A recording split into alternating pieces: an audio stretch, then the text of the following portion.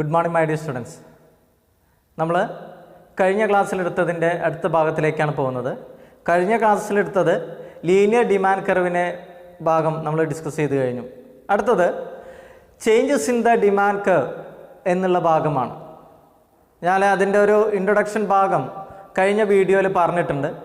Changes in the demand ഒക്കെ price ഫാക്ടറുണ്ട്, non price ഫാക്ടറുണ്ട്. വിലയുടെ കാരണം കൊണ്ടും വിലയുടെ കാരണം കൊണ്ട് അല്ലാതെയും എന്ത് ചെയ്യാം, ഡിമാൻഡിൽ മാറ്റങ്ങൾ വരാം. നമുക്കിവിടെ നോക്കാം. ചേഞ്ചസ് ഇൻ ദ ഡിമാൻഡ് ഒക്കെ due to changes in the price factor ഉണ്ട്, അതേപോലെ തന്നെ നോൺ പ്രൈസ് ഫാക്ടേഴ്സ് ഉണ്ട്. നോൺ പ്രൈസ് ഫാക്ടേഴ്സ് ഏതൊക്കെയാണ്? Income of the consumer, prices of related goods, taste and preference അല്ലേ. അപ്പോൾ ഇവയെ ഇത് മാത്രമല്ല കേട്ടോ, ഇനിയുണ്ട്. അപ്പോൾ ഇതിൽ കുറച്ച് പോയിന്റ് മാത്രമേ ഞാൻ പറഞ്ഞിട്ടുള്ളൂ, ഈ 3 പോയിന്റുകൾ മാത്രമേ ഞാൻ പറഞ്ഞിട്ടുള്ളൂ.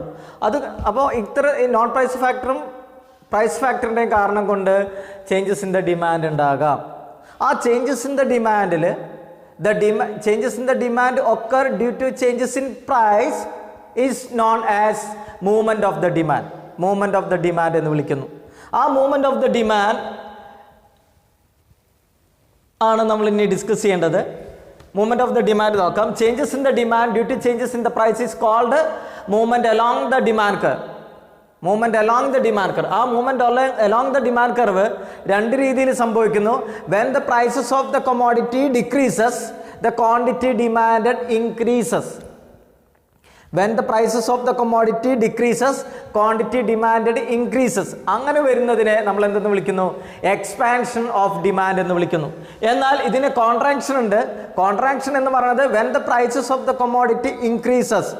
When the prices of the commodity increases quantity demanded decreases. Quantity demanded കുറയുകയാണെങ്കിൽ അതിനെന്തെന്ന് വിളിക്കുന്നു? കോൺട്രാക്ഷൻ ഓഫ് ഡിമാൻഡ് എന്ന് വിളിക്കുന്നു. നമുക്ക് ഇത് എക്സ്പാൻഷൻ ഓഫ് ദ ഡിമാൻഡ് എന്നുള്ള ഭാഗം നോക്കാം. The downward movement along the demand curve due to falling the prices is called expansion of demand. അതായത് ഡയഗ്രത്തിലേക്ക് നോക്കാം. എക്സ്പാൻഷൻ ഓഫ് ദ ഡിമാൻഡ് എന്ന് പറയുന്നത് വെൻ ദ പ്രൈസ് ഇവിടെ നിങ്ങൾക്ക് ഈ ഗ്രാഫിൽ നോക്കിയാൽ നിങ്ങൾക്ക് കാണാം. OP എന്ന് പറയുന്ന പ്രൈസ് ആകുമ്പോൾ ക്വാണ്ടിറ്റി എത്രയായിരുന്നു? OQ ക്വാണ്ടിറ്റി ഡിമാൻഡ് ചെയ്തിരുന്നു. ഇനി എക്സ്പാൻഷൻ ഓഫ് ദ ഡിമാൻഡ് ആണ് പറയുന്നത് when the prices of the commodity decreases to P2 P1. Pയിൽ നിന്ന് P1 എന്നുള്ള രീതിയിലേക്ക് പ്രൈസ് കുറഞ്ഞപ്പോൾ ക്വാണ്ടിറ്റി ഡിമാൻഡ് Qയിൽ നിന്ന് OQവിൽ നിന്ന് OQ1 എന്നുള്ള രീതിയിലേക്ക് ഡിമാൻഡ് മാറി. അപ്പോൾ ആദ്യം ഉണ്ടായിരുന്ന എ എന്ന് പറയുന്ന അല്ലെങ്കിൽ പ്രൈസും ക്വാണ്ടിറ്റി ഡിമാൻഡും തമ്മിൽ ഇൻ്റർസെക്റ്റ് ചെയ്യുന്ന പോയിന്റ് ആയിട്ടുള്ള എ എന്ന് ഡിമാൻഡ് കർവിൽ എ എന്ന് പറയുന്ന പോയിന്റിൽ നിന്ന് പ്രൈസ് P1ലേക്ക് മാറിയപ്പോൾ ക്വാണ്ടിറ്റി ഡിമാൻഡ് Q1ലേക്ക് മാറിയപ്പോൾ എ എന്ന് പറയുന്ന പോയിന്റിൽ നിന്ന് ബി എന്ന് പറയുന്ന പോയിന്റിലേക്ക് ഡിമാൻഡ് മൂവ്മെന്റ് ചെയ്തു. ഈ മൂവ്മെന്റിനെ, ഇത് സെയിം ഡിമാൻഡ് കർവിൽ തന്നെയാണ് നടക്കുന്നത്, ഈ മൂവ്മെന്റിനെ എന്തെന്ന് വിളിക്കുന്നു? എക്സ്പാൻഷൻ ഓഫ് ഡിമാൻഡ് എന്ന് വിളിക്കുന്നു. എക്സ്പാൻഷൻ ഓഫ് ഡിമാൻഡ് എന്ന് വിളിക്കുന്നു. നമുക്ക് ഇനി ഇതിൻ്റെ എന്താണ് കോൺട്രാക്ഷൻ ഓഫ് ദ ഡിമാൻഡ് നോക്കാം. കോൺട്രാക്ഷൻ ഓഫ് ദ ഡിമാൻഡ് ഇതിൻ്റെ നേരെ ഓപ്പോസിറ്റ് ആണ്. നേരെ ഓപ്പോസിറ്റ് എന്ന് പറയുന്നത് the upward movement along the demand curve due to rise in the prices is called contraction of the demand. Quantity demand due to the rise in price. വില ഉയർന്നപ്പോൾ. അപ്പോൾ വില ഉയർന്നപ്പോൾ എന്നുള്ളത് നമുക്ക് നോക്കാം. ഇവിടെ പ്രൈസ് OP1 എന്നതായിരുന്നു ആദ്യത്തെ പ്രൈസ്.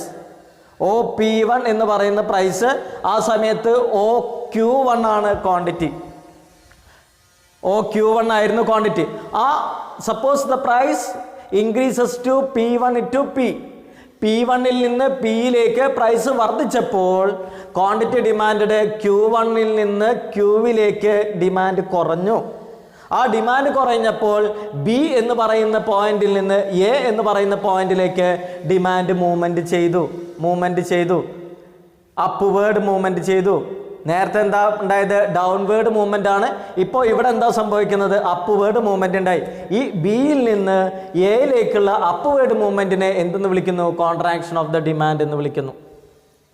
ഇനി അടുത്തത് ഡിസ്കസ് ചെയ്യേണ്ടത് shift of the demand curve എന്ന് പറയുന്നതാണ്.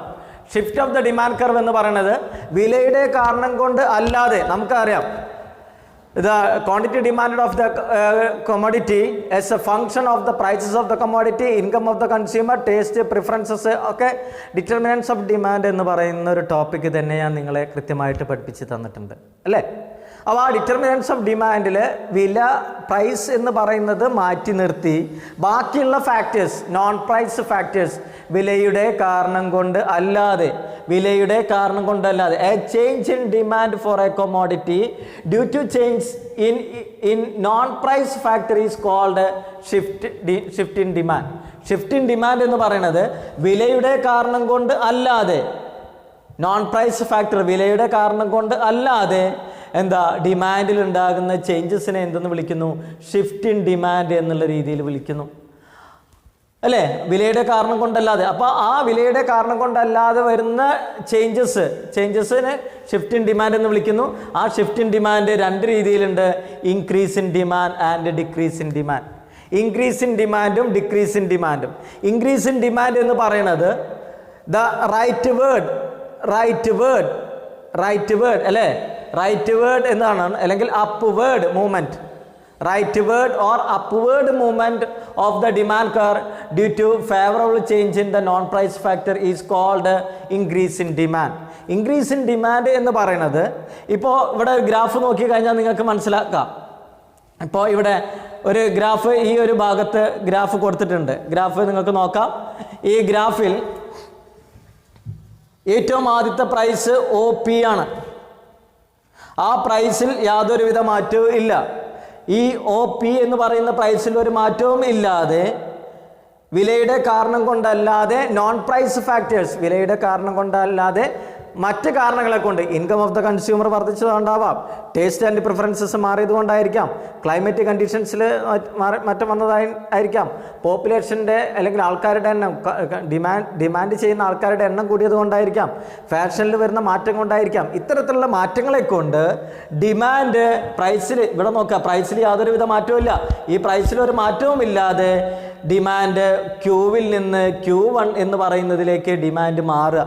അതായത് A എന്ന് പറയുന്ന പോയിന്റിൽ നിന്ന് B എന്ന് പറയുന്ന പോയിന്റിലേക്കുള്ള മാറ്റത്തെ നമ്മൾ എന്തെന്ന് വിളിക്കുന്നു? ഇൻക്രീസ് ഇൻ ഡിമാൻഡ് എന്ന് വിളിക്കുന്നു. ഇൻക്രീസ് ഇൻ ഡിമാൻഡ് എന്നുള്ളത് നോക്കാം. ഇൻക്രീസ് ഇൻ ഡിമാൻഡിൻ്റെ ആ തിയറിയാണ് ഇപ്പോൾ നമ്മൾ പറഞ്ഞത്. ഇൻക്രീസ് ഇൻ ഡിമാൻഡ് എന്നുള്ളതിൻ്റെ തിയറിയാണ്, അല്ലെങ്കിൽ ഗ്രാഫിക്കൽ റെപ്രസെൻറ്റേഷനാണ് നമ്മൾ മനസ്സിലാക്കി കഴിഞ്ഞത്. അടുത്തത് ഡിക്രീസ് ഇൻ ഡിമാൻഡാണ്. ഡിക്രീസ് ഇൻ ഡിമാൻഡ് എന്ന് പറയുന്നത് നേരത്തെ പറഞ്ഞിട്ടുള്ള കാരണങ്ങളെ കൊണ്ട് തന്നെ, വിലയുടെ കാരണം കൊണ്ട് അല്ലാതെ ഡിമാൻഡ് എന്ത് ചെയ്യുന്നു? Q-വിൽ നിന്ന് Q1ലേക്ക് ഇങ്ങോട്ട് മാറുന്നു. ഇപ്പോൾ ആദ്യം ഉണ്ടായിരുന്ന ഡിമാൻഡ് കർവ് ഇതാണ്, B എന്ന് പറയുന്നതാണ് ആദ്യത്തെ ഡിമാൻഡ് കർവ്. ആ പോയിന്റിൽ നിന്ന് A എന്ന് പറയുന്ന പോയിന്റിലേക്ക് ഞാനിത് ഇങ്ങോട്ട് നീക്കിത്തരാം. അപ്പോൾ നിങ്ങൾക്ക് കാണാം, A എന്ന് പറയുന്ന പോയിന്റിലേക്ക്, B എന്ന് പറയുന്ന പോയിന്റിൽ നിന്ന് A എന്ന് പറയുന്ന പോയിന്റിലേക്ക് ഡൗൺവേർഡ് അല്ലെങ്കിൽ ലെഫ്റ്റ് വേർഡ്, ഡൗൺവേർഡ് എന്ന് പറഞ്ഞാൽ ഈ ലൈനിൽ നിന്ന് ഇങ്ങോട്ട് ഡൗൺവേർഡ്, അതല്ലെങ്കിൽ ലെഫ്റ്റ് വാർഡ്, ഇടത്തോട്ട് ഡിമാൻഡ് കർവ് മാറുന്നതിനെ എന്തെന്ന് വിളിക്കുന്നു? ഡിക്രീസ് ഇൻ ഡിമാൻഡ് എന്ന് വിളിക്കുന്നു. അപ്പോൾ വിലയുടെ കാരണം കൊണ്ടല്ലാതെ ഡിമാൻഡ് കൂടുന്നതിനെ ഇൻക്രീസ് ഇൻ ഡിമാൻഡ് എന്ന് വിളിക്കുന്നു. അതേപോലെ വിലയുടെ കാരണം കൊണ്ടല്ലാതെ ഡിമാൻഡ് കുറയുന്നതിനെ എന്തെന്ന് വിളിക്കുന്നു? ഡിക്രീസ് ഇൻ ഡിമാൻഡ് എന്നുള്ള രീതിയിൽ വിളിക്കുന്നു. ദെൻ അടുത്തത് നമ്മൾ ഡിസ്കസ് ചെയ്യാൻ പോകുന്നത് ഇതിൻ്റെ കൺക്ലൂഷൻ എന്ത് ചെയ്യാം? ഒരു ഫ്ലോ ചാർട്ടിലൂടെ നിങ്ങൾക്ക് നോക്കാം. ഫ്ലോ ചാർട്ട് എല്ലാവരും ശ്രദ്ധിക്കുക. ഫ്ലോ ചാർട്ടിൽ നിങ്ങൾക്ക് കാണാം ചേഞ്ചസ് ഇൻ ദ ഡിമാൻഡ് എന്ന് പറയുന്ന ഭാഗം. Changes in the demand, movement along the demand curve ഉണ്ട്, അതേപോലെ തന്നെ ഷിഫ്റ്റ് ഇൻ ഡിമാൻഡ് കർവ് ഉണ്ട്. മൂവ്മെൻറ്റ് അലോങ് ദ ഡിമാൻഡ് കർവിനെ expansion of the demand and contraction of the demand. അപ്പോൾ എക്സ്പാൻഷൻ ഓഫ് ദ ഡിമാൻഡ് എന്ന് പറഞ്ഞാൽ എന്താ? Downward movement along the demand curve അല്ലേ. വിലയുടെ കാരണം കൊണ്ട് വില കുറയുമ്പോൾ ഡിമാൻഡ് കൂടുന്നതിന് എക്സ്പാൻഷൻ, വില കൂടുമ്പോൾ ഡിമാൻഡ് കുറയുന്നതിനെ എന്താ? കോൺട്രാക്ഷൻ. ഈ രണ്ടെണ്ണം, എക്സ്പാൻഷനും കോൺട്രാക്ഷനും ഒരു സെയിം ഡിമാൻഡ് കർവിൽ തന്നെയാണ് സംഭവിക്കുന്നത്. ഇനി അടുത്തത് ഷിഫ്റ്റ് ഇൻ ഡിമാൻഡാണ്. ഷിഫ്റ്റ് ഇൻ ഡിമാൻഡ് എന്താ? വിലയുടെ കാരണം കൊണ്ട് അല്ലാതെ ഡിമാൻഡിൽ ഉണ്ടാകുന്ന മാറ്റം അല്ലേ. The changes in the demand occur non price factor, വിലയുടെ കാരണം കൊണ്ടല്ലാതെ ഡിമാൻഡിൽ ഉണ്ടാകുന്ന മാറ്റം. ആ ഡിമാൻഡിൽ ഉണ്ടാകുന്ന മാറ്റം രണ്ട് തരത്തിലുണ്ട്, ഇൻക്രീസ് ഇൻ ഡിമാൻഡും ഡിക്രീസ് ഇൻ ഡിമാൻഡും. ഇൻക്രീസ് ഇൻ ഡിമാൻഡ് എന്ന് പറയുന്നത് എന്താ, demand curve upward or rightward shift ചെയ്യുക. Upward or rightward shift ചെയ്യുന്നതിന് എന്തെന്ന് വിളിക്കുന്നു, ഇൻക്രീസ് ഇൻ ഡിമാൻഡ് എന്ന് വിളിക്കുന്നു. അതേപോലെ തന്നെ ഡിക്രീസ് ഇൻ ഡിമാൻഡ് എന്ന് പറയുന്നത് എന്താ, left word or downward movement of the demand curve or downward movement എന്ന് പറയുന്നത് downward shift of the demand curve is known as decrease in demand. ഇത്രയുമാണ് നമ്മൾ movement of the demand curve എന്ന് പറയുന്നതിന് discuss ചെയ്യുന്നത്. അടുത്തത് വളരെ ഇമ്പോർട്ടൻ്റ്, എപ്പോഴും പരീക്ഷയ്ക്ക് വരുന്ന ഒരു ഏരിയയാണ് ഞാൻ ഡിസ്കസ് ചെയ്യാൻ പോണത്. ശ്രദ്ധിക്കുക, ഞാനതൊന്ന് അതിൻ്റെ ഒന്ന് പിക്ചറൈസേഷൻ ഒന്ന് വലുതാക്കി കാണിക്കുന്നുണ്ട്. ഇലാസ്റ്റിസിറ്റി ഓഫ് ഡിമാൻഡ് എന്ന് പറയുന്നത് ഇമ്പോർട്ടൻ്റ് ടോപ്പിക്കാണ്. ഏറ്റവും കൂടുതൽ പരീക്ഷയ്ക്ക് നമുക്ക് മൈക്രോൻ്റെ കൺസ്യൂമർ ബിഹേവിയർ ആൻഡ് ഡിമാൻഡ് എന്ന് പറയുന്ന ചാപ്റ്ററിൽ നിന്ന് ഏറ്റവും കൂടുതൽ വരുന്ന ഒരു ഭാഗമാണ് ഇലാസ്റ്റിസിറ്റി ഓഫ് ഡിമാൻഡ് എന്ന് പറയുന്നത്. ഇലാസ്റ്റിസിറ്റി ഓഫ് ഡിമാൻഡ് എന്ന് പറയുന്നത്, ഇലാസ്റ്റിസിറ്റി ഓഫ് ഡിമാൻഡും ലോ ഓഫ് ഡിമാൻഡും തമ്മിലുള്ള ഒരു ഡിഫറൻസ് ഞാൻ പറയാം. ശ്രദ്ധിക്കുക, law of demand, other things remain same, price and quantity demand are inversely related എന്നതാണ് ഏതിൻ്റെ തിയറി പറയുന്നത്, ലോ ഓഫ് ഡിമാൻഡ് പറയുന്നത്. Other things remain same, price and quantity demand are inversely related. എന്നാൽ ആ ഡിമാൻഡ് എത്രത്തോളം മാറിയിട്ടുണ്ട്, ഡിമാൻഡ് അല്ലേ, law of demand, other things remain same, price and quantity demand are inversely related. ആ inversely related ചെയ്തിരിക്കുന്നത് എത്ര ശതമാനമാണെന്നോ എത്രയാണ് അതിൻ്റെ ചേഞ്ചസ് വരുന്നത് എന്നുള്ളൊരു കാര്യമൊന്നും ഏതിൽ പറയുന്നില്ല, ലോ ഓഫ് ഡിമാൻഡിൽ പറയുന്നില്ല. അപ്പോൾ ചില സമയത്ത് ചില പ്രോഡക്റ്റുകൾക്ക് വില ഒരിത്തിരി കണ്ട് കൂടിയാൽ ഡിമാൻഡ് പെട്ടെന്ന് കുറയും. എന്നാൽ ചില പ്രോഡക്റ്റുകൾക്ക് എത്ര വില കൂട്ടിയാലും അതിൻ്റെ ഡിമാൻഡ് കുറയണമെന്നില്ല. അപ്പോൾ ആ ഒരു അർത്ഥത്തിലാണ് ഇലാസ്റ്റിസിറ്റി ഓഫ് ഡിമാൻഡ് എന്ന് പറയുന്നത്. ഇലാസ്റ്റിസിറ്റി എന്ന് പറയുന്നത് it is means that the degree of responsiveness towards quantity demand of a commodity to change its price. ഒരു വസ്തുവിൻ്റെ വിലയിൽ വരുന്ന മാറ്റത്തിനോട് ആ വസ്തുവിൻ്റെ ക്വാണ്ടിറ്റി ഡിമാൻഡിലുണ്ടാകുന്ന പ്രതികരണത്തിൻ്റെ തീവ്രതയെയാണ് എന്തെന്ന് വിളിക്കുന്നത്, ഇലാസ്റ്റിസിറ്റി ഓഫ് ഡിമാൻഡ് എന്ന് വിളിക്കുന്നത്. മലയാളം കുറച്ച് ടഫാണ്, പക്ഷേ മലയാളത്തിൽ നമ്മുടെ ക്ലാസ്സിൽ കുറച്ച് കുട്ടികൾ പരീക്ഷ എഴുതുന്നത് കൊണ്ട് അവർക്കും കൂടി മനസ്സിലാവുന്ന രീതിയിലാണ് ഞാനിപ്പോൾ ഇത് എടുക്കുന്നത്. അപ്പോൾ ഇലാസ്റ്റിസിറ്റി ഓഫ് ഡിമാൻഡ് എന്ന് പറയുന്നത് degree of responsiveness towards quantity demand of a commodity to change its price.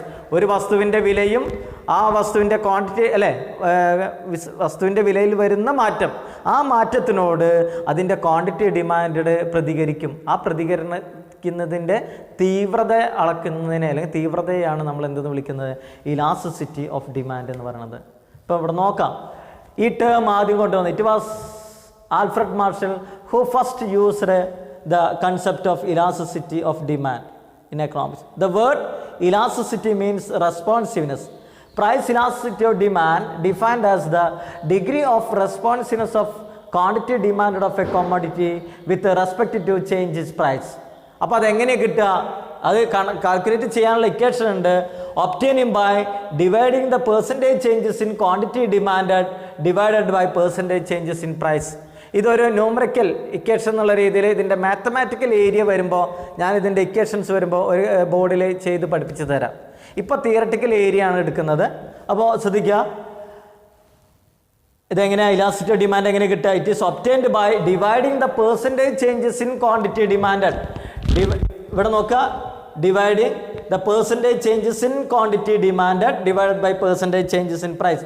ഒരു വസ്തുവിൻ്റെ വിലയിൽ വരുന്ന അല്ലെങ്കിൽ ക്വാണ്ടിറ്റി ഡിമാൻഡ് ഉണ്ടാകുന്ന പ്രതികരണത്തിൻ്റെ എത്രയാണോ പെർസെൻറ്റേജ്, അത് ഡിവൈഡഡ് ബൈ അതിൻ്റെ പ്രൈസിൽ വരുന്ന ചേഞ്ചസ് കൊണ്ട് ഡിവൈഡ് ചെയ്യുക. അപ്പോൾ അതിപ്പോൾ ഇങ്ങനെ പറയുമ്പോൾ നിങ്ങൾക്ക് ക്ലിയർ ആയിട്ട് മനസ്സിലാവണമെന്നില്ല. ഞാൻ അതിൻ്റെ ഒരു പ്രോബ്ലം എന്നുള്ള രീതിയിൽ അടുത്ത വീഡിയോയിലോ അല്ലെങ്കിൽ അടുത്തൊരു ക്ലാസ്സിൽ ഞാൻ ക്ലിയർ ആയിട്ട് പറഞ്ഞ് മനസ്സിലാക്കി തരാം.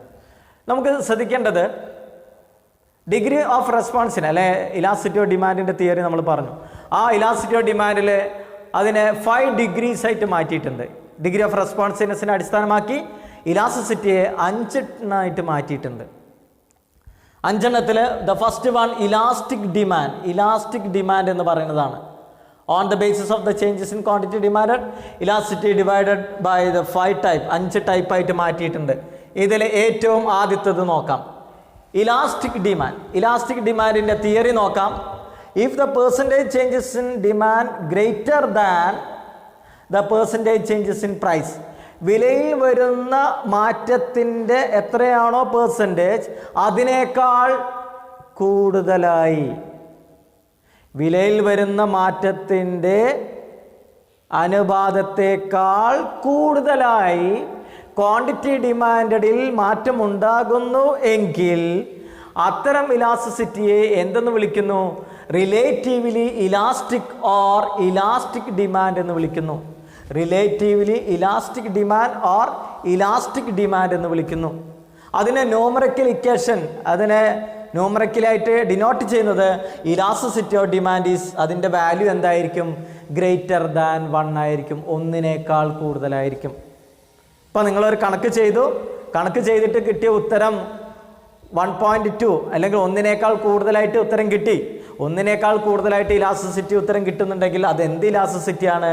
ഈ relatively elastic demand or elastic demand ആണ്. ഇനി നമുക്ക് ഇതിൻ്റെ ഗ്രാഫിക്കൽ റെപ്രസെൻറ്റേഷൻ നോക്കാം. ഓക്കെ മൈ ഡിയർ സ്റ്റുഡൻസ്, നമുക്ക് ഇതിൻ്റെ ഗ്രാഫിക്കൽ റെപ്രസെൻറ്റേഷനിലേക്ക് പോവാം. ഗ്രാഫിക്കൽ റെപ്രസെൻറ്റേഷനിൽ ഇപ്പോൾ നിങ്ങൾക്ക് ഇവിടെ ഒരു ഗ്രാഫ് കാണാം. പ്രൈസ് ചേഞ്ച് ചെയ്തതിൻ്റെ പെർസെൻറ്റേജ് നോക്കുക, അളവ് നോക്കുക. P1ൻ്റെ അകലം നോക്കുക, P1 എന്ന് പറഞ്ഞ് കൊടുത്തതിൻ്റെ അകലം നോക്കുക. ആ അകലത്തിനേക്കാൾ കൂടുതലല്ലേ ക്വാണ്ടിറ്റി Q1 ഉണ്ടായിട്ടുള്ളത്? Q1 എന്ന് പറഞ്ഞിട്ടുള്ള മാറ്റം ഉണ്ടായതുള്ളത് ശ്രദ്ധിക്കുക. എത്രയും മാറ്റം ഉണ്ടായിട്ടുള്ളത്? P1ൽ ഉണ്ടായ മാറ്റം അല്ലെങ്കിൽ P1ൽ നിന്ന് Pയിലേക്കുള്ള മാറ്റത്തിനേക്കാൾ കൂടുതലായിട്ടാണ് Q1ൽ നിന്ന് Qയിലേക്കുള്ള മാറ്റം. ഇതിൽ ഞാൻ മാർക്ക് ചെയ്തതിൽ ചെറിയൊരു തെറ്റുണ്ടായി. ഇവിടെയാണ് P വരേണ്ടത്, ഇവിടെ P1, ഇവിടെ Q, ഇവിടെ Q1. അതായത് P1ൽ നിന്നുള്ള മാറ്റത്തിനേക്കാൾ കൂടുതലായിട്ടാണ് Q1ലേക്കുള്ള മാറ്റം. അപ്പോൾ അത്തരം ഇലാസ്റ്റിസിറ്റിയെ എന്തെന്ന് വിളിക്കുന്നു? Relatively elastic or elastic demand എന്ന് വിളിക്കുന്നു. അതിൻ്റെ അതിനെ ഡിനോട്ട് ചെയ്യുന്നത് elasticity of demand is equal to greater than 1 ആണ്. അടുത്തത് രണ്ടാമത് unitary elasticity of demand. Unitary elasticity of demand എന്ന് പറയുന്നത് നമ്മുടെ പ്രൈസിലുണ്ടാകുന്ന പെർസെൻറ്റേജ് ചേഞ്ച് എത്രയാണോ, വിലയിൽ വരുന്ന ചേഞ്ചസ് എത്രയാണോ അതേ പെർസെൻറ്റേജ് അളവിൽ, അതേ സെയിം പെർസെൻറ്റേജ് അളവിൽ ക്വാണ്ടിറ്റി ഡിമാൻഡ് മാറുക. അതായത് P1 അല്ലെ P1P എന്നുള്ളതിലെ മാറ്റത്തിൻ്റെ അതേ അളവ്, P1ൽ എത്രയാണോ പെർസെൻറ്റേജിൽ മാറ്റം ഉണ്ടായത് അതേ അളവിൽ Q1ൽ മാറ്റം വരുമ്പോൾ അത്തരം ഇലാസ്റ്റിസിറ്റിയാണ് ഏതെന്ന് വിളിക്കുന്നത്? യൂണിറ്ററി ഇലാസ്റ്റിസിറ്റി എന്ന് പറയുന്നത്. നമുക്കതിൻ്റെ തിയറി ബോർഡിൽ ഉള്ളതൊന്ന് വായിച്ചു നോക്കാം. If the percentage changes in demand and percentage changes in price are equal, വളരെ ഇമ്പോർട്ടൻ്റ് ആയിട്ട് ഈ ഒരു വാക്ക് നോക്കണം, ആർ ഈക്വൽ എന്ന് പറയുന്നത് is called unitary elasticity of demand. വിലയിൽ 10% മാറ്റമുണ്ടായി, അതേ 10%ത്തിൽ ക്വാണ്ടിറ്റി ഡിമാൻഡിലാണ് മാറ്റം ഉണ്ടായിട്ടുണ്ടെങ്കിൽ അതിനെന്തെന്ന് വിളിക്കുന്നു? യൂണിറ്ററി ഇലാസ്റ്റിസിറ്റി എന്ന് വിളിക്കുന്നു. ഈ യൂണിറ്ററി ഇലാസ്റ്റിസിറ്റിയുടെ ഡയഗ്രാം 2 രീതിയിൽ വരയ്ക്കാം. ലീനിയർ ഡിമാൻഡ് കർവായിട്ട് വരയ്ക്കാം. ഇത് നോൺ ലീനിയർ ഡിമാൻഡ് കർവാണ്. ഇത് നോൺ ലീനിയർ ഡിമാൻഡ് കർവ്, അതല്ലെങ്കിൽ കർവി ലീനിയർ ഡിമാൻഡ് കർവ് എന്നാണ് വിളിക്കുക. Non linear demand curve or കർവി linear demand curve. ഇത്തരത്തിലുള്ള ഒരു ഡയഗ്രത്തിൻ്റെ ഷേപ്പിനെ വിളിക്കുന്ന പേരാണ് റെക്റ്റാങ്കുലർ ഹൈപ്പർബോള എന്ന് വിളിക്കും. അപ്പോൾ യൂണിറ്ററി ഇലാസ്റ്റിസിറ്റിയുടെ ഡയഗ്രത്തിൻ്റെ ഷേപ്പ് എന്താണെന്ന് പരീക്ഷയ്ക്ക് ചോദിച്ചാൽ നിങ്ങൾ എന്തെഴുതും? റെക്റ്റാങ്കുലർ ഹൈപ്പർബോള എന്ന് പറയുന്ന മോഡലാണ്. അടുത്തതാണ് ഇൻ ഇലാസ്റ്റിക്. നേരത്തെ നമ്മൾ പഠിച്ചില്ലേ, ഇലാസ്റ്റിക് ഡിമാൻഡിൻ്റെ ഡയഗ്രം പഠിച്ചില്ലേ? ആ ഇലാസ്റ്റിക് ഡിമാൻഡിൻ്റെ ഡയഗ്രത്തിൻ്റെ ഓപ്പോസിറ്റാണ് ഇൻ ഇലാസ്റ്റിക് ഡിമാൻഡിനെ കുറിച്ച് പഠിക്കേണ്ടത്. ഇൻ ഇലാസ്റ്റിക് ഡിമാൻഡ് എന്ന് പറയുന്നത് വിലയിൽ എത്രയാണോ മാറ്റമുണ്ടായത് ആ മാറ്റമുണ്ടായതിനേക്കാൾ കുറഞ്ഞ രീതിയിൽ വിലയിൽ എത്രയാണോ മാറ്റം ഉണ്ടായത് ആ മാറ്റം ഉണ്ടായതിനേക്കാൾ കുറഞ്ഞ രീതിയിൽ ക്വാണ്ടിറ്റി ഡിമാൻഡ് മാറ്റമുണ്ടായി എന്നുണ്ടെങ്കിൽ അത്തരം ഇലാസ്റ്റിസിറ്റിയെ എന്തെന്ന് വിളിക്കുന്നു? ഇൻ ഇലാസ്റ്റിക് ഡിമാൻഡ്, അതല്ലെങ്കിൽ റിലേറ്റീവ്ലി ഇൻ ഇലാസ്റ്റിക് ഡിമാൻഡ് എന്ന് വിളിക്കുന്നു. റിലേറ്റീവ്ലി ഇൻ ഇലാസ്റ്റിക് ഡിമാൻഡ്, അതല്ലെങ്കിൽ മറ്റൊരു പേര് ഇൻ ഇലാസ്റ്റിക് ഡിമാൻഡ് എന്ന് വിളിക്കുന്നു. ഇതിനെ ന്യൂമറിക്കലി ഡിനോട്ട് ചെയ്യണത് elasticity of demand is equal to less than 1. നമ്മൾ കണക്ക് നിങ്ങൾക്ക് ഇത് കഴിഞ്ഞാൽ ഞാൻ പ്രോബ്ലം പാർട്ട് പഠിപ്പിക്കുമ്പോൾ നിങ്ങൾക്ക് മനസ്സിലാവും. അതിൽ ഒരു കണക്ക് തന്നു, നിങ്ങൾക്ക് അതിന് കിട്ടിയ ഉത്തരം 1-നേക്കാൾ താഴെയാണെങ്കിൽ അല്ലേ, ഇതിൻ്റെ വാല്യൂ കിട്ടിയ ഉത്തരം 1-നേക്കാൾ താഴെയാണെങ്കിൽ അത് എന്ത് ഇലാസ്റ്റിസിറ്റിയാണ്? ഇൻ ഇലാസ്റ്റിക് ഡിമാൻഡാണ്. ഇൻ ഇലാസ്റ്റിക് ഡിമാൻഡാണ്. അതില്ലെങ്കിൽ ഇതിൻ്റെ മറ്റൊരു പേര് റിലേറ്റീവ്ലി ഇൻ ഇലാസ്റ്റിക്. നമുക്കിവിടെ തിയറി വായിച്ചു നോക്കാം. If the percentage changes in demand less than നേരത്തെ ഗ്രേറ്റർ ദാൻ പഠിച്ചു, അത് കഴിഞ്ഞിട്ട് ഈക്വൽ പഠിച്ച്, ഇനിയിപ്പോൾ less than the percentage changes in price, വിലയിൽ വരുന്ന മാറ്റത്തിൻ്റെ അനുപാതത്തിനേക്കാൾ, വിലയിൽ വരുന്ന മാറ്റത്തിൻ്റെ അനുപാതം. ഇവിടെ ഗ്രാഫ് നോക്കാം, ഞാനിവിടെ എണീക്കുമ്പോൾ നിങ്ങൾക്ക് ബുദ്ധിമുട്ടൊന്നുമില്ല, നോക്കാം. ഇവിടെ P1 വരുന്ന മാറ്റം, അകലം നോക്കുക. നിങ്ങൾ ഇവിടുന്ന് ഇങ്ങനെ ഒരു അകലം നോക്കുക. ഈ അകലത്തിനേക്കാൾ കുറവാണ് Q1 അല്ലേ. P1 വളരെ അകലം കൂടുതലും, അതേപോലെ തന്നെ Q1 എന്താ അകലം കുറവുമാണ്. അതായത് വിലയിൽ വരുന്ന മാറ്റത്തിൻ്റെ അല്ലെങ്കിൽ വിലയിൽ വരുന്ന മാറ്റത്തിനേക്കാൾ അനുപാതത്തിനേക്കാൾ ക്വാണ്ടിറ്റി ഡിമാൻഡിൽ അതിൻ്റെ ചേഞ്ച് കുറഞ്ഞു വരുന്ന രീതിയിൽ വരികയാണെങ്കിൽ അത് relatively inelastic or inelastic demand എന്ന് വിളിക്കുന്നു. അതിനെ ന്യൂമറിക്കലി ഡിനോട്ട് ചെയ്യുന്നത് elasticity of demand is equal to less than 1 ആണ്. അടുത്തത് perfectly elastic demand. Perfectly elastic demand എന്ന് പറയുന്ന ഒരു സിറ്റുവേഷൻ മാർക്കറ്റിൽ സാധാരണ കാണാൻ സാധിക്കില്ല. ഇപ്പം ഞാൻ ഇതുവരെ പറഞ്ഞത് ഏതൊക്കെ? Elastic demand, inelastic demand, unitary. ഇതെല്ലാം നമുക്ക് മാർക്കറ്റിൽ പോയാൽ കാണാം. ചില വസ്തുവിൻ്റെ വില കുറഞ്ഞാൽ ഡിമാൻഡ് വളരെ കൂടും, വില കുറഞ്ഞാൽ അല്ലെ വില കൂടിയാൽ ഡിമാൻഡ് അതിനനുസരിച്ച് കുറയും. അതേപോലെ തന്നെ വിലയിൽ ഒരു മാറ്റം വരുമ്പോൾ അതേ അനുപാതത്തിൽ ക്വാണ്ടിറ്റി ഡിമാൻഡിൽ മാറ്റം ഉണ്ടാകുന്ന രീതിയിലൊക്കെ നമ്മൾ ചില പ്രോഡക്റ്റ് വാങ്ങിക്കുമ്പോഴൊക്കെ നമുക്ക് മാർക്കറ്റിൽ ഫീൽ ചെയ്യാം. പക്ഷേ എനിക്ക് തോന്നുന്നു പെർഫെക്റ്റ്ലി ഇലാസ്റ്റിക് ഡിമാൻഡ് എന്ന് പറയുന്ന ഒരു സിറ്റുവേഷൻ, അങ്ങനെ ഇങ്ങനത്തെ ഒരു അവസ്ഥ മാർക്കറ്റിൽ അധികം ഞാൻ കണ്ടിട്ടില്ല, സാധാരണ കുറവാണ്. എന്നാലും നമുക്ക് തിയറി അതിൻ്റെ പഠിക്കാം.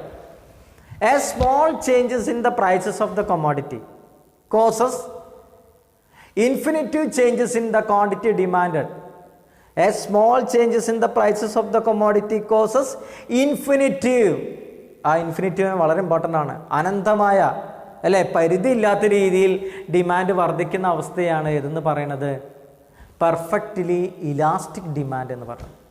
ഒരു വസ്തുവിൻ്റെ വിലയിൽ സപ്പോസ് ഒരു ഉദാഹരണം പറയാം, ഒരു 5 രൂപ വിലയുള്ള ഒരു പ്രോഡക്റ്റിന് 4 രൂപ 50 പൈസ അല്ലെങ്കിൽ 4 രൂപ 75 പൈസയായിട്ട് കുറഞ്ഞു. 5 രൂപ വിലയുള്ള പ്രോഡക്റ്റിന് ഒരു 25 പൈസ അതിൽ നിന്ന് കുറഞ്ഞു. ആദ്യം ഉണ്ടായിരുന്ന ഡിമാൻഡ് 10 എന്ന് വിചാരിക്കുക. എന്നാൽ രണ്ടാമതുള്ള ഡിമാൻഡ് ഒരു 1000, 2000, 3000, 4000 ഒരു അനന്തമായിട്ടാണ്ട് ഡിമാൻഡ് കൂടുന്നതിന് എന്ത് ഇലാസ്റ്റിസിറ്റി ഓഫ് ഡിമാൻഡ് എന്ന് വിളിക്കുന്നു? പെർഫെക്റ്റ്ലി ഇലാസ്റ്റിക് ഡിമാൻഡ് എന്ന് വിളിക്കുന്നു. ആ പെർഫെക്റ്റ്ലി ഇലാസ്റ്റിക് ഡിമാൻഡിനെ ഡിനോട്ട് ചെയ്യുന്നത് elasticity of demand is equal to alpha എന്ന് പറയുന്ന ചിഹ്നം ഉപയോഗിച്ചിട്ടാണ്. ആൽഫ എന്ന് ഉദ്ദേശിച്ചത് ഇൻഫിനിറ്റീവിനെ കാണിക്കാനാണ്. അപ്പോൾ elasticity of demand is equal to alpha എന്നുള്ളത്. നമുക്ക് ഇതിൻ്റെ ഗ്രാഫ് നോക്കാം. ഗ്രാഫിൽ നിങ്ങൾക്ക് കാണാം പ്രൈസിൽ എന്തെങ്കിലും ഒരു ചെറിയ മാറ്റം ഉണ്ടാകുമ്പോൾ ക്വാണ്ടിറ്റി ഡിമാൻഡ് ആൻഡ് ഇൻഫിനിറ്റീവായിട്ട് മാറ്റം ഉണ്ടാകുക, അനന്തമായിട്ടുള്ള രീതിയിൽ മാറ്റം ഉണ്ടാകുന്നുവെങ്കിൽ അതിനെ പെർഫെക്റ്റ്ലി ഇലാസ്റ്റിക് ഡിമാൻഡ് എന്ന് വിളിക്കുന്നു. അടുത്തത് പെർഫെക്റ്റ്ലി ഇൻഇലാസ്റ്റിക് ഡിമാൻഡാണ്. പെർഫെക്റ്റ്ലി ഇൻഇലാസ്റ്റിക് ഡിമാൻഡ് എന്ന് പറയുന്നത് പെർഫെക്റ്റ്ലി ഇലാസ്റ്റിക് ഡിമാൻഡ് തിയറിയുടെ നേരെ ഓപ്പോസിറ്റാണ്. നേരത്തെ നമ്മൾ പറഞ്ഞു പെർഫെക്റ്റ്ലി ഇലാസ്റ്റിക് ഡിമാൻഡിൻ്റെ തിയറിയിൽ എന്താ പറഞ്ഞത്? എ സ്മോൾ ചേഞ്ച് എന്ന് പറഞ്ഞു. അതിവിടെ മാറ്റിയിട്ട് any change in the prices of the commodity. Any change, സാധനത്തിൽ വില കൂടിയാലും വേണ്ടില്ല, അതേപോലെ തന്നെ കുറഞ്ഞാലും വേണ്ടില്ല. സാധനത്തിൻ്റെ വില കൂടിയാലും കുറഞ്ഞാലും ക്വാണ്ടിറ്റി ഡിമാൻഡിന് യാതൊരുവിധ മാറ്റം, നോ ചേഞ്ച്, അങ്ങനെയുള്ളതാണ് ഇതെന്ന് പറയുന്നത് പെർഫെക്റ്റ്ലി ഇൻഇലാസ്റ്റിക് ഡിമാൻഡ് എന്ന് പറയുന്നത്. അപ്പോൾ നമുക്ക് അതിൻ്റെ തിയറി നോക്കാം. Perfectly inelastic demand is a situation in which whatever may be the changes in price, അല്ലേ? സാധനത്തിൻ്റെ വിലയ്ക്ക് എന്ത് മാറ്റം സംഭവിച്ചാലും, സാധനങ്ങളുടെ വില എന്ത് മാറ്റം സംഭവിച്ചാലും quantity demanded is unaffected. Quantity ഡിമാൻഡഡിന് എന്തില്ല? യാതൊരുവിധ മാറ്റവും സംഭവിക്കുന്നില്ല, യാതൊരുവിധ ചേഞ്ചും ഇല്ല. In this case the value of elasticity would be 0. ആയതുകൊണ്ട് ഇതിൻ്റെ വാല്യൂ, ഇലാസ്റ്റിറ്റി ഓഫ് ഡിമാൻഡിൻ്റെ വാല്യൂ എന്താണ്? 0 ആണ്. നമ്മൾ നേരത്തെ പെർഫെക്റ്റ്ലി ഇലാസ്റ്റിക്കിൽ ആൽഫയാണ് കൊടുക്കുന്നുണ്ടെങ്കിൽ പെർഫെക്റ്റ്ലി ഇൻഇലാസ്റ്റിക് ഡിമാൻഡിൽ elasticity of demand is equal to 0 ആണ് എടുക്കുന്നത്. 0 എന്നുള്ള രീതിയിൽ എടുക്കുന്നു. ഇനി നമ്മൾ ഡയഗ്രാം അവിടെ പറഞ്ഞു കഴിഞ്ഞു. ഡയഗ്രത്തിൽ elasticity of demand is equal to 0 ആണ്. ഇനി നമുക്കിവിടെ നോക്കാം. Among the 5 degrees of elasticity of demand, perfectly elastic demand and perfectly inelastic demand are the rare in practical life. നേരത്തെ ഞാൻ പറഞ്ഞ പോലെ പ്രാക്ടിക്കൽ ലൈഫിൽ ഇപ്പോൾ രണ്ടെണ്ണം പറഞ്ഞ പെർഫെക്റ്റ്ലി ഇലാസ്റ്റിക് ഡിമാൻഡും പെർഫെക്റ്റ്ലി ഇൻഇലാസ്റ്റിക് ഡിമാൻഡും എന്താ? റയർ കേസാണ്. അടുത്തത് topic methods of measuring price elasticity of demand. Price elasticity of demand calculate ചെയ്യേണ്ട മെത്തേഡുകളാണ്. 3 മെത്തേഡുകളുണ്ട്. ഒന്ന് പെർസെൻറ്റേജ് മെത്തേഡ്, രണ്ടാമത് measurement of elasticity along the demand curve, മൂന്നാമത് expenditure method. Elasticity of demand നമുക്ക് 3 രീതിയിൽ കാൽക്കുലേറ്റ് ചെയ്യാം. പെർസെൻറ്റേജ് മെത്തേഡിൽ ചെയ്യാം, പിന്നെ ലീനിയർ ഡിമാൻഡ് കർവിൻ്റെ സഹായത്തോടു കൂടി ചെയ്യാം, അതേപോലെ തന്നെ എക്സ്പെൻഡിച്ചർ മെത്തേഡിലൂടെ ചെയ്യാം. ഏറ്റവും ആദ്യം നമ്മൾ ഡിസ്കസ് ചെയ്യേണ്ടത് പെർസെൻറ്റേജ് മെത്തേഡാണ്. ആ പെർസെൻറ്റേജ് മെത്തേഡിൻ്റെ അല്ലെങ്കിൽ അതിൻ്റെ ഇക്വേഷൻസ് ചെയ്തിട്ടുള്ളത് ഒന്ന് നോക്കാം. അപ്പോൾ പെർസെൻറ്റേജ് മെത്തേഡിൻ്റെ തിയറി ആദ്യം നോക്കുക. തിയറി നേരത്തെ പറഞ്ഞ പോലെ തന്നെയാണ്. Elasticity of demand refers to the percentage changes in quantity demand divided by percentage changes in price. പ്രിയ വിദ്യാർത്ഥികളെ, നമ്മൾ മെഷർമെൻറ്റ് ഓഫ് ഇലാസ്റ്റിസിറ്റി എന്നുള്ള ടോപ്പിക്കാണ് ചർച്ച ചെയ്തുകൊണ്ടിരിക്കുന്നത്. മെഷർമെൻറ്റ് ഓഫ് ഇലാസ്റ്റിസിറ്റി 3 രീതിയിലാണുള്ളത്. പെർസെൻറ്റേജ് മെത്തേഡ്, ജോമെട്രിക് മെത്തേഡ്, അതേപോലെ തന്നെ എക്സ്പെൻഡിച്ചർ മെത്തേഡ്. അങ്ങനെ 3 മെത്തേഡുകളുണ്ട്. അതിലെ ഏറ്റവും ആദ്യത്തെ മെത്തേഡാണ് ഞാനിവിടെ നിങ്ങളടുത്ത് പഠിപ്പിക്കുന്നത്, പെർസെൻറ്റേജ് മെത്തേഡ്. പെർസെൻറ്റേജ് മെത്തേഡ് പഠിപ്പിക്കുന്നതിന് മുൻപ് ഞാൻ ഇലാസ്റ്റിസിറ്റി ഓഫ് ഡിമാൻഡിൻ്റെ തിയറി ഒന്നും കൂടി പറയുന്നു. Elasticity of demand is the degree of responsiveness towards quantity demanded of a commodity to change its price. ഒരു വസ്തുവിൻ്റെ വിലയിലുണ്ടാകുന്ന മാറ്റത്തിനോട് ആ വസ്തുവിൻ്റെ ക്വാണ്ടിറ്റി ഡിമാൻഡിലുണ്ടാകുന്ന പ്രതികരണത്തിൻ്റെ തീവ്രതയെയാണ് ഏതെന്ന് വിളിക്കുന്നത്? ഇലാസ്റ്റിസിറ്റി ഓഫ് ഡിമാൻഡ് എന്ന് പറയുന്നത്. അങ്ങനെയാണെങ്കിൽ elasticity of demand is equal to percentage changes in quantity demanded, percentage changes in quantity demanded divided by percentage changes in price. അപ്പോൾ ഇവിടെ നോക്കാം, ഞാനിവിടെ എഴുതിയിട്ടുണ്ട്. അത് percentage changes in elasticity of demand is equal to percentage changes in quantity demanded divided by percentage changes in price. Okay, നമ്മൾ discuss ചെയ്യുന്നത് elasticity of demand ആണ്. Elasticity of demand എന്ന് പറയുന്നത് percentage changes in quantity demanded divided by percentage changes in price. അപ്പോൾ ഇവിടെ percentage changes in quantity demanded എന്നുള്ളതിനെ എന്ത് ചെയ്തിട്ടുണ്ട്? ചില മാറ്റങ്ങൾ വരുത്തിയിട്ടുണ്ട്. നമുക്ക് ആ മാറ്റങ്ങൾ എന്താണെന്ന് ഇവിടെ നോക്കാം. Percentage changes in quantity demand എന്നുള്ളതിനെ changes in quantity demand divided by original demand എന്നും, ഏത് ഭാഗത്തെ പെർസെൻറ്റേജ് ചേഞ്ചസ് ഇൻ ക്വാണ്ടിറ്റി ഡിമാൻഡിനെ 2 ഭാഗങ്ങളാക്കി മാറ്റിയിട്ടുണ്ട്. Changes in quantity demand divided by original demand എന്നുള്ള രീതിയിലും, അതേപോലെ തന്നെ പെർസെൻറ്റേജ് ചേഞ്ചസ് ഇൻ പ്രൈസ് എന്നുള്ളതിനെ changes in price divided by original price. അപ്പോൾ percentage changes in quantity demanded divided by percentage changes in പ്രൈസിനെ വീണ്ടും സെപ്പറേറ്റ് ആയിട്ട് മാറ്റിയിട്ടുണ്ട്. എങ്ങനെയാണ് സെപ്പറേറ്റ് ആയിട്ട് മാറ്റിയിട്ടുള്ളത്? ഇവിടെ നോക്കാം. Changes in quantity demand divided by original demand divided by changes in price divided by original price. ഇനി ഇതിനെ നമ്മൾ ഒരു ന്യൂമറിക്കൽ ഇക്വേഷൻസ് ഉപയോഗിച്ചുകൊണ്ട് വിശദീകരിക്കുകയാണ്. ന്യൂമറിക്കൽ ഇക്വേഷൻസ് ഉപയോഗിച്ച് വിശദീകരിക്കുമ്പോൾ ചേഞ്ചസ് ഇൻ ക്വാണ്ടിറ്റി ഡിമാൻഡ് എന്നുള്ളതിനെ Q1 മൈനസ് Q0 എന്നുണ്ടെങ്കിൽ അതിൽ നോക്കാം Q1 മൈനസ് Q0 എന്നുള്ളതുണ്ടെങ്കിൽ അത് ശ്രദ്ധിക്കാം. ഇവിടെ Q0 എന്ന് പറയുന്നത് ആദ്യമുള്ള ക്വാണ്ടിറ്റി ഡിമാൻഡ്. ദെൻ Q1 എന്ന് പറയുന്നത് എന്താ, വിലയിൽ വരുന്ന അല്ലെങ്കിൽ വിലയിൽ മാറ്റം വരുമ്പോൾ അതിനനുസരിച്ച് ക്വാണ്ടിറ്റിയിൽ വരുന്നത്. അപ്പോൾ ഇത് ഇനീഷ്യൽ ക്വാണ്ടിറ്റിയും ഇത് എന്താണ് ചേഞ്ച് ചെയ്ത ക്വാണ്ടിറ്റിയും. അപ്പോൾ ഇവ തമ്മിലുള്ള ഡിഫറൻസ് ആണ് Q1 minus Q0. Q1 minus Q0 ആണ് change in quantity demand divided by initial demand. Initial demand എന്നതല്ലെങ്കിൽ ഒറിജിനൽ ഡിമാൻഡ്. അപ്പോൾ ഒറിജിനൽ ഡിമാൻഡ് എന്താ, Q0. ക്ലിയർ ആയോ? ദെൻ ഇവിടെ പെർസെൻറ്റേജ് ചേഞ്ചസ് ഇൻ പ്രൈസ്, അതിന് ചേഞ്ച് ഇൻ പ്രൈസ് എന്ന് പറയുമ്പോൾ P1 minus P0 divided by original price എന്താ, P0. Then ഇനി അതിൻ്റെ ഇവ തമ്മിലുള്ള വ്യത്യാസം, അതായത് Q1 അപ്പം നമ്മളിവിടെ എഴുതിയല്ലോ ഡെൽറ്റ Q എന്ന് പറഞ്ഞു കഴിഞ്ഞാൽ delta Q is equal to Q1 minus Q0യും അതേപോലെ തന്നെ ഡെൽറ്റ P എന്ന് പറയുന്നത് എന്താ, P1 മൈനസ് P0യുമാണ്. അപ്പോൾ elasticity of demand is equal to delta Q divided by Q divided by delta P by P. ഇനി നമ്മളിവിടെ ഡിവൈഡ് എന്ന് പറയുന്ന ചിഹ്നം തന്നിട്ടുണ്ട്. ആ ഡിവൈഡ് എന്ന് പറയുന്ന ചിഹ്നത്തെ നമ്മൾ അതിനെ മാറ്റുകയാണ്. നമുക്കൊരു ഫ്രാക്ഷൻസ് തമ്മിൽ ഡിവൈഡ് ചെയ്യാൻ തന്നാൽ നമ്മൾ ഡിവൈഡ് ചെയ്യാറില്ല. എന്താ ചെയ്യുക, അതിൻ്റെ റെസിപ്രോക്കൽ ഇട്ടുകൊണ്ട്, അല്ലെങ്കിൽ ഏത് ഭാഗം കൊണ്ടാണോ ഡിവൈഡ് ചെയ്യേണ്ടത് ആ ഭാഗത്തിൻ്റെ റെസിപ്രോക്കൽ ഇട്ടുകൊണ്ട്, റെസിപ്രോക്കൽ എന്നല്ല വിൽക്രമം ഇട്ടുകൊണ്ട് നമ്മൾ മൾട്ടിപ്പിൾ ചെയ്യും. അതാണ് ഇവിടെ കാണുന്നത്. Elasticity of demand is equal to delta Q divided by Q into P by delta P. ഇനി പറയാനുള്ളൊരു എളുപ്പത്തിന് വേണ്ടിയിട്ട് നമുക്ക് ഇലാസ്റ്റിറ്റി ഓഫ് ഡിമാൻഡ് കാൽക്കുലേറ്റ് ചെയ്യാൻ വേണ്ടിയിട്ടുള്ള ഒരു ഇക്വേഷൻ ഇവിടെ എഴുതിയിട്ടുണ്ട്. Elasticity of demand is equal to P by Q into delta Q by delta P. ഇതാണ് final equation. Elasticity of demand is equal to P by Q into delta Q by delta P. നമുക്കിത് ഉപയോഗിച്ചിട്ട് ഒരു കണക്ക് ചെയ്യാം. ശ്രദ്ധിക്കുക. Suppose the prices of an 1 kilogram apple, prices of an apple എത്രയാണ് price, ആദ്യത്തെ prices of an apple 50 rupees.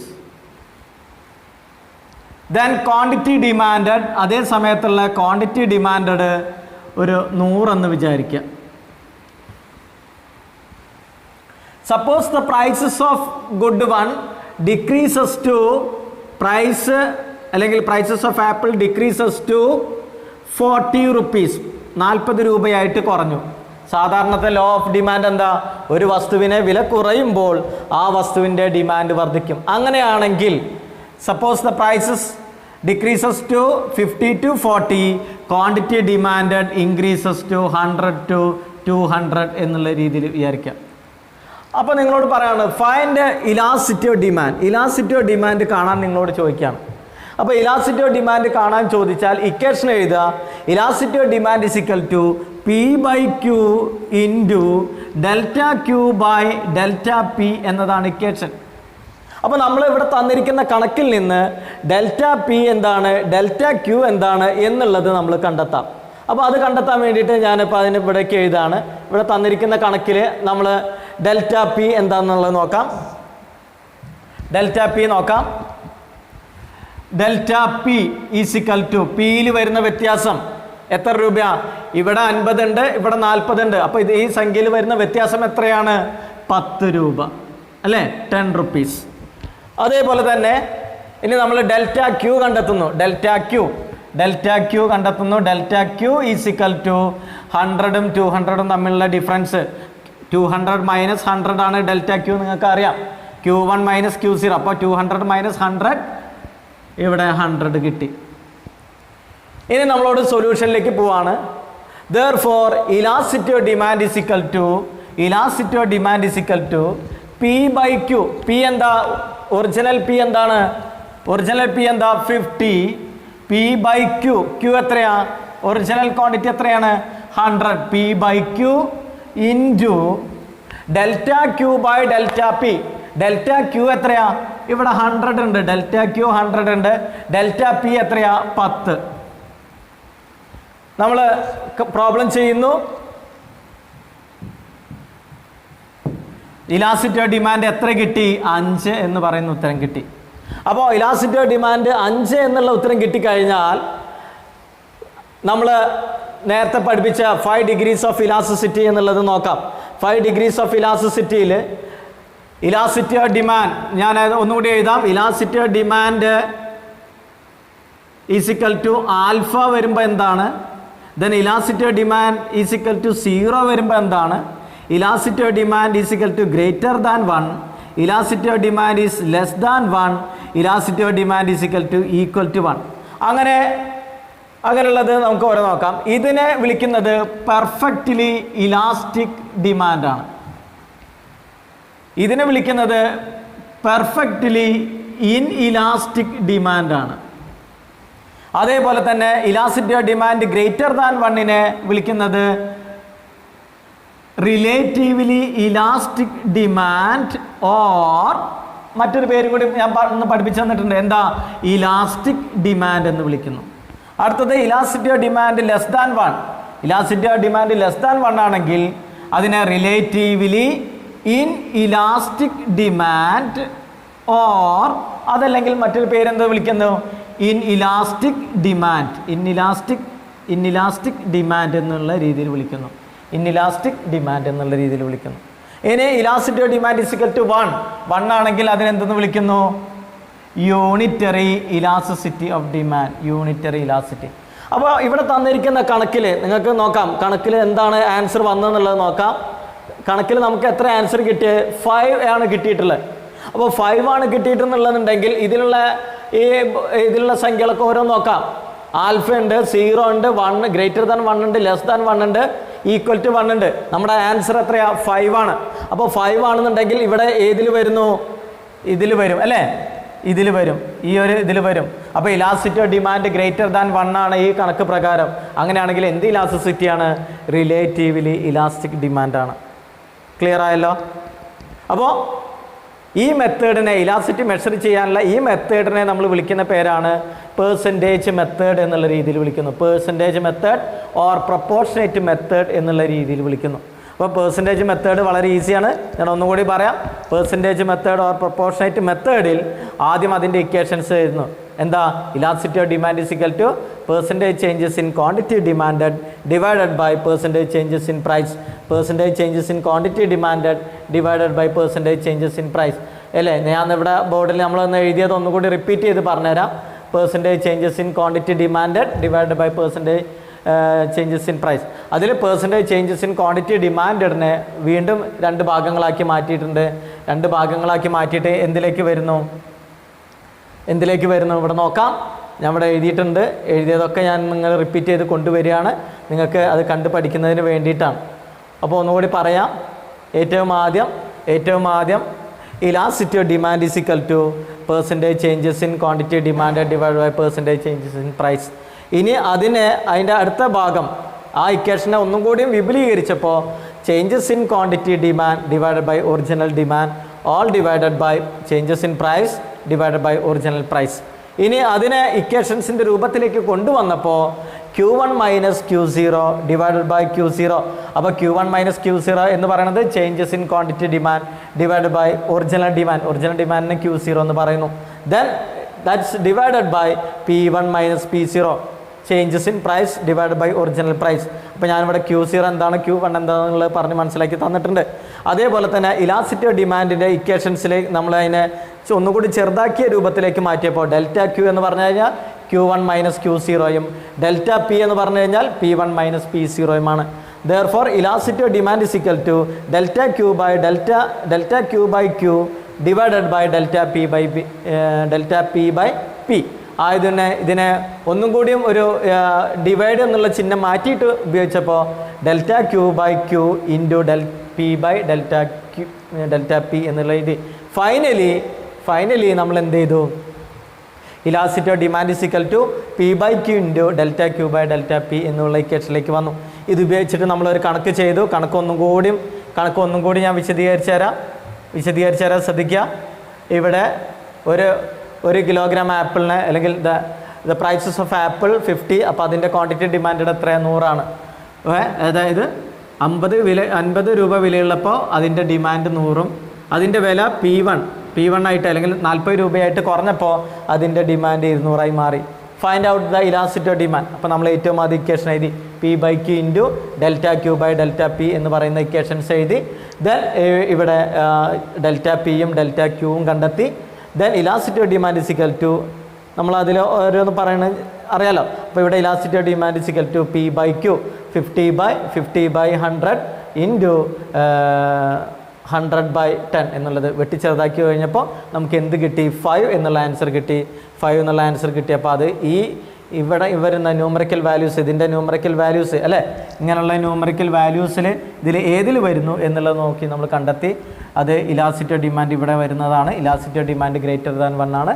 Elasticity of demand greater than 1 ആണെങ്കിൽ അത് എന്ത് ഇലാസ്റ്റിസിറ്റിയാണ്? Relatively elastic demand. അപ്പോൾ അതാണ് അതിൻ്റെ കൺക്ലൂഷൻ അല്ലേ. അപ്പോൾ ഇന്ന് നമ്മൾ ഡിസ്കസ് ചെയ്തത് നമ്മുടെ ചേഞ്ചസ് ഇൻ ദ ഡിമാൻഡ് അല്ലേ, changes in the demand, movement of the demand, shift of the demand, അതിനുശേഷം elasticity of demand. Elasticity of ഡിമാൻഡിൽ 5 ഇലാസ്റ്റിസിറ്റീസിനെ കുറിച്ച് പറഞ്ഞു. 5 ഇലാസ്റ്റിസിറ്റി കഴിഞ്ഞപ്പോൾ നമ്മൾ അതിൻ്റെ മെഷർമെൻറ്റ് ഓഫ് ഇലാസ്റ്റിസിറ്റിയിലെ ആദ്യത്തെ ഒരു ഭാഗം പഠിച്ചു. ഇനി 2 ഭാഗം കൂടി ഉണ്ട്. 2 ഭാഗം എന്ന് പറയുന്നത് ഒന്ന് എക്സ്പെൻഡിച്ചർ മെത്തേഡും അതേപോലെ തന്നെ ഒന്ന് ജോമെട്രിക് മെത്തേഡും, പിന്നെ ഫാക്ടേഴ്സ് എഫക്റ്റിംഗ് അല്ലെങ്കിൽ factors influencing elasticity of demand എന്ന് പറയുന്ന ടോപ്പിക്കും കൂടിയാണ്. ഇനി കുറച്ചും കൂടിയേ ഉള്ളൂ, ഈ ഒരു ചാപ്റ്ററിൽ കുറച്ചും കൂടിയേ ഉള്ളൂ. അത് അടുത്തൊരു ക്ലാസ്സിൽ നിങ്ങൾക്ക് പറഞ്ഞ് പഠിപ്പിച്ചു തരാം. Okay, thank you my dear students.